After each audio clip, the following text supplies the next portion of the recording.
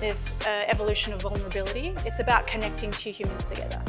You can do this, throw up your hands, or you can do this. I would just say, just check that assumption. If someone comes from a background in adversity or they've come from nothing, that's usually at the center of their soul. Thank you. Are there any Brazilians in the room? Woo, woo, woo. Like 50% of you. Love you guys.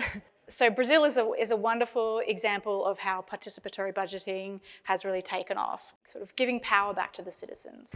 PB is a process of deliberation and decision-making that endeavours to empower citizens to identify, discuss and prioritise how public money is spent. Some of the benefits have been citizens learning, government transparency and trust, advocacy of minority groups, and the decentralisation of command. It's got 6 phases: the design phase, ideation, proposal, vote, fund, and iterate.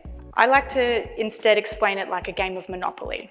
Every citizen gets to choose not only how to spend the money, but what to spend it on. So the players of the Monopoly board are all volunteered or elected individuals that represent those groups. So in the design process, we look forward to see how can we best serve this group or community or organisation. In the ideation phase, people come together in rooms just like this to begin to ideate on how to best spend the public funds. In the proposal stage, those are refined and put into formal proposals. And now we start to basically lay out the Monopoly board with what are the things that we actually want to put in place for our community. So the Monopoly board becomes kind of like a roadmap. During Saturday, a gale-force north wind will combine with extreme heat, and that's not a good combination in terms of fire potential. The Black Saturday bushfires were among Australia's all-time worst bushfire disasters. It was one of those horrible days where a text message would come through and you'd learn somebody else had passed away. And the people in my office noticed that emotion, and my boss asked me to come upstairs. I'd never been in their office before. And I sat across from them and they said, every year we donate large sums of money to a charitable cause. They felt that their money would go to administrative costs instead of the cause themselves. And what they really wanted to do was help people with that money. So he asked me, would it be okay if we gave this money to your family to go and give directly to the community to use in a way that would best support that community? He said, no questions asked, no receipts. All you have to do is go downstairs to the accounts room, give them the bank account details, and that's it. We don't want anything else. And I thought that was a very enormous gesture, and I rang my family and they're like, wow, that's really enormous, but we'll do it. And within 2 weeks, they'd hired and built locally an emergency sleep out for people to sleep that no longer had their homes, and a childcare centre during the day.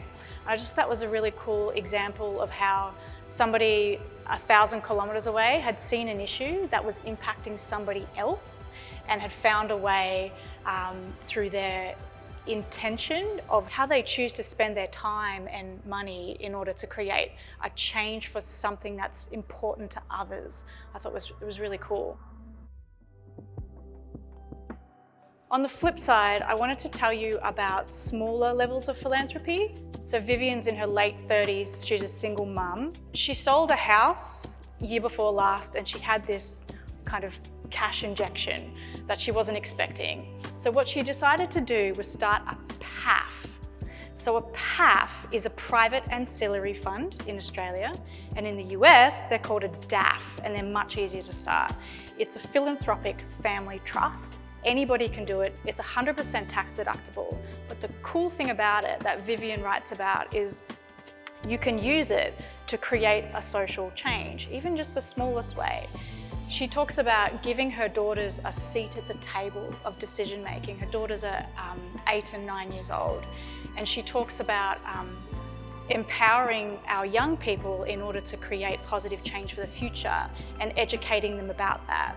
And simply by every year needing to then choose how she wants to spend that house sale profit over the next 10 years, that's sort of these developmental years for her children, which is really important as far as what we're raising for the future.